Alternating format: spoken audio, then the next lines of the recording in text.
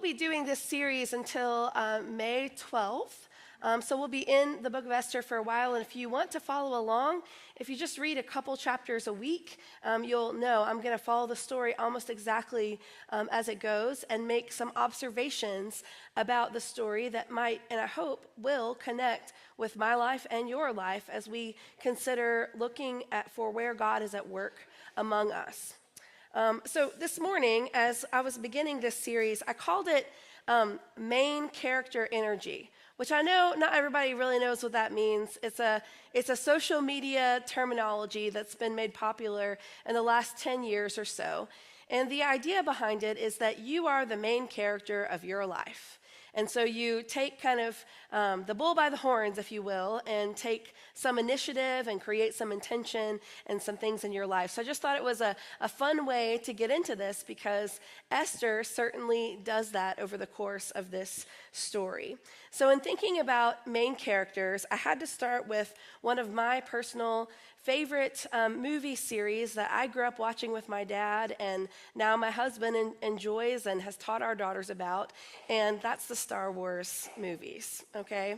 So the Star Wars movies started with number 4, but it wasn't number 4 when it started. It was, just a Star Wars movie. But then as they added more to it, they went 4, 5, 6, then they did 1, 2, 3, then they did 7, 8, and 9.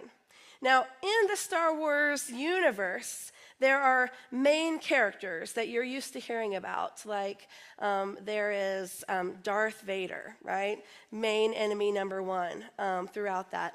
There is Luke and Leia, and they're main characters. And then you have a bunch of side characters as well that make the main characters kind of go down their hero's journey, if you will.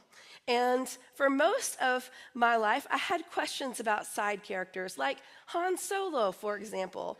Who is cooler than Harrison Ford as Han Solo? And so it's like, where does that guy come from? Well, one thing that I have loved that the Star Wars people have done, I think through Disney, I think they're owned by Disney now, is they've taken those side characters and given them their own separate movies. So you can learn more about the side characters. So they're no longer side character in their own movie, they're main characters in their own movie, and you learn about the other characters around them. And I just love that. Another great example of that, for those of you who don't love Star Wars, is The Wizard of Oz. What an awesome movie, and has been a classic and a favorite for generations, literally. And now we have Wicked, which tells the side stories of the Wicked Witch and of Glinda and their friendship and all these other pieces and parts that we can't see because we're focused in on Dorothy in The Wizard of Oz. This is an attempt at getting at some of that common language, and I want you to think today in terms of you being the main character in your life. I'm guessing there have been times in your life where you have felt like a side character, where you have felt like things are just happening to you, where you have felt like decisions are being made around you, where you have wondered how you got dropped into this scene or this scenario in life, where you have felt like you're a part of it, but you're not central to it. Like your life is background noise, and everyone else around you has really cool things that they're up to and doing, and you wonder about your place in all that. Now, I don't know where you are, if you feel like you're constantly in that main character energy, or if you're like, I'm guessing most of us, feeling like our lives just go along as they are and that things happen as they should, but really don't consider how it's part of the bigger picture. Well, that's where the story of Esther begins. So we're going to jump in here with Esther. Let's pray. O God, may the words of my mouth and the meditations of all of our hearts be pleasing in your sight, O Lord, our rock and our redeemer. Amen. Now, last week I had to have a short sermon because we had communion, and this week I don't. So buckle in. I'm just kidding. No, I'm just kidding. I'm going to let you get to Sunday school. But before we go any further with Esther's story, I really want to introduce this story and these concepts for us, since we're going to be doing a series over the next few weeks. So the book of Esther is unusual, to say the least. You can find it in the Old Testament. It's between Nehemiah and Job. Good job, Lincoln, knowing that. He was able to say it was in the Old Testament. So in between Nehemiah and Job. But we don't know who wrote the book of Esther. The author is intentionally anonymous. But here's what's really unusual about it. God is never mentioned. God is never named or mentioned in the book of Esther. There are no prayers. There are no prophets. There are no miracles. Why in the world would a book that doesn't talk about God end up in the Bible? Well, this story takes place around 480 BC, and some scholars think that this is historically plausible. Others think that this is more like historical narrative. It doesn't really matter for our points today because we can definitely see ourselves in this story and understand how it fits together. But this is when the Jewish people are living in exile. They've been taken over by the Persian Empire in 400 BC, and in order to keep them from organizing and rebelling against the Persian Empire, the Persians make them move. They make them move all around the empire so that they're spread out and not able to push back against the Persians. This was their strategy with every nation that they took over, was they would spread people out so that they could keep power over them. And many of the Jewish people, including our main characters, Esther and Mordecai, are living specifically in the capital, which is Susa. Now, spoiler alert, Esther and Mordecai are the heroes of this story. They are the good guys in the story. The king is, ironically, more of a pawn than a king. And the real villain in the story is a man named Haman. But we'll get to that in the coming weeks. Now, Esther's world that she lives in is one of power struggles and uncertainty for those who have no power. The book opens with a big party, 180 days, if you listened, of partying, the officials partying and enjoying their life, and an additional 7-day banquet where others were invited. There is unbelievable opulence. So much wealth and just thrown around and thrown in the face of the people. The rich are very, very rich. The poor are very, very poor. This is a classic story of the haves and the have-nots. The world is built on power, on image and control, and excess in the face of those who are struggling simply for daily survival. We're told that the king has golden couches. Who wants a golden couch? That sounds terrible to me. That he has ornate marble floors, and that the refreshments, shall we say, since we're in a mixed crowd, are unlimited, okay? After the king has had a whole lot of those unlimited refreshments, he decides to go beyond showing off all of his wealth and all of the bounty that he has to then showing off his queen. Now, Queen Vashti, we're told, is very beautiful, and the king wants everyone to know it. Not only does he have the most food that he can have a 180-day party and a 7-day banquet, or the most refreshments, as we call them, or the most beautiful things, he also has in his possession the most beautiful woman. But Queen Vashti says, try again. Queen Vashti says, I was making sure you were still awake. All right. She refuses to come, even at his insistence. Now, we've got to pause here for Queen Vashti. At the risk of being a little too modern, maybe, in my take, since we don't know much about her, I just want to say I love her courage and her energy. She values herself, not as one of his possessions. Go, Queen Vashti. She says no.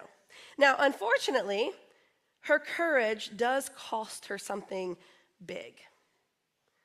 Maybe you've had an experience like that, where you have chosen courage and it's cost you a big loss. She loses her crown.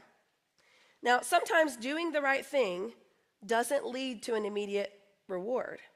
Sometimes it leads to loss. Sometimes speaking up or setting a boundary or refusing to go along costs you something.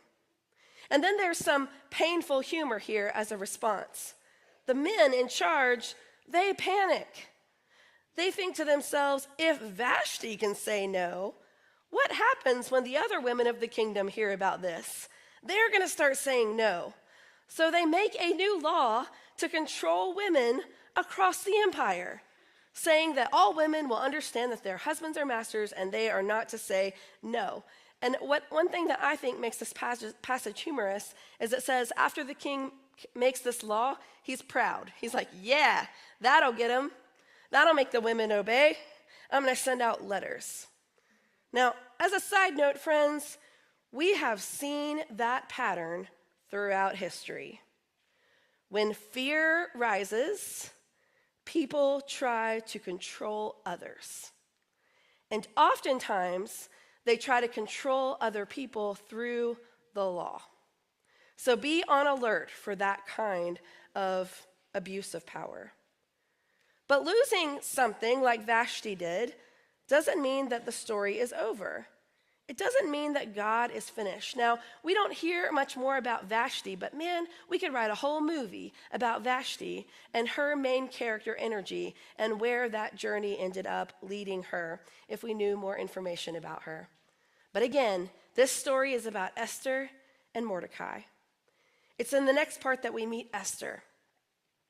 We're told some things about her, that she is an orphan and a Jewish woman, that she is adopted by and raised by her cousin Mordecai, who is a father figure to her. And suddenly, she gets taken into the king's system. She does not have a choice in this matter. The king has put out a plea saying, all beautiful women report to me. So Esther is beautiful, and she reports to the king. Now, this is a part where we have to be a little careful and not imagine our kind of flannel board Sunday school version of this story, because there is a lot of power and control and authority and abuse going on here. This is not a romantic comedy. This is a little more like a hostage situation for Esther. She doesn't walk into this moment with any power. She walks into it with vulnerability. In a world where people are struggling to survive, this might look like opportunity, but it comes at a significant cost to Esther. Have you been there? Have you had that kind of experience where everyone around you thinks, wow, they really are getting some cool stuff, but you know that there's a cost associated to stepping into that next thing? Here's what stands out to me, though, about Esther in this moment. She doesn't control what's happening to her, but at some point, Esther does decide how she is going to show up in these circumstances. She begins to listen and learn and build trust, and she pays attention. And slowly, she uses her access, and she risks her own life to do that. And we'll get into that as we go a little further. As you heard at the end of Grant's reading, Mordecai overhears a plan for some people that are going to kill the king. He tells Esther, she tells the king, and the king writes a little note to himself. Don't forget, Mordecai saved your life once. And that's going to come in handy for Mordecai and Esther, our main characters, a little later. Now remember what I said in the beginning, that God is not mentioned in this book, but that doesn't mean that God is not at work. We just have to look a little bit closer. We have this amazing gift of free choice as human beings, and God does not orchestrate our lives like a puppet master, but we do get the invitation to participate in the goodness of God by the way we choose to live. Nothing flashy for most of us, nothing dramatic, but God is at work. It's kind of like a stage production. When you go see a play, what you see from the audience is anything happening underneath the lights. But backstage, there's a whole world and network of people and props and movements and curtains. There are things that are happening that you only get to see if you get backstage and get a different perspective. Sometimes in our life, the way that we see God at work, I know this is true for me, is when someone else points it out. When someone outside of our lives can look and see the strands of how things are coming together and help encourage us to continue to follow and to listen for God. People have all these moving pieces and parts in our lives. All of us have things that are adjusting at all times and different relationships that are around us, and all of us make mistakes, and all of us have great successes, and yet God meets us in all of those places. Just because God is silent doesn't mean God is absent. God is at work, always, in the background, in the ordinary moments, in the things that we most overlook. God doesn't always show up for us in the obvious ways. Sometimes God works through those conversations, the timing, the small decision, the quiet faithfulness. The thing that I want you to walk away from today as we begin this journey with Esther is to begin to notice how you are the main character in your life and how the things that you're a part of shape you, encourage you, challenge you, maybe even look at some of the people around you and wonder at how it is you can learn from them, that they can mentor you and encourage you, that they're a part of who you are, but also that you're a part of who they are. Because at the beginning of this story, Vashti seems replaceable, Esther seems powerless, and Mordecai seems unnoticed. None of these people look important. And yet, as we go through this story, you're going to hear the ways in which they were important, not only for saving their own lives, but saving the lives of many, many others. Today, friends, you might feel overlooked, you might feel insignificant, you might even feel stuck in something that you didn't choose. But I hope you hear this. You are not extra. You are a beloved child of God. God knows your name. God is in your life, not forcing things to happen so you end up on some path you didn't choose, but rather partnering with you, putting an arm around you when you need it, lifting you up when you find yourself unable to move forward, offering options and opportunities as you consider what the next turn will be. God is a faithful friend to us. Even when it doesn't feel like it, even when we can't see it, God is beside us. So today you can choose to be faithful even in moments of life that you don't choose, to be on the lookout for how things go. You can trust God even in the silence, even when there's no clear sign or no obvious answer. You can pay attention to the small moments in your life. Mordecai overhears something small, and it ends up mattering way more than anyone ever expected.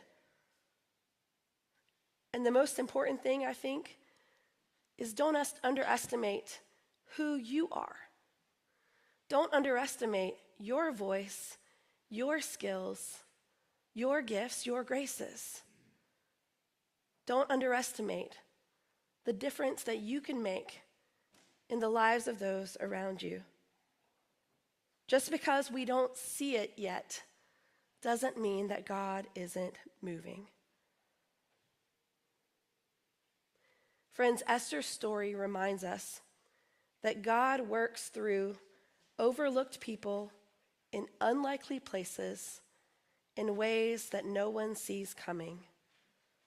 Because even when you feel like that side character, when your life feels small or unclear or unnoticed, God is quietly, steadily right there at your side. Listening, hoping, praying, squeezing grace out of even the hardest challenges that we face.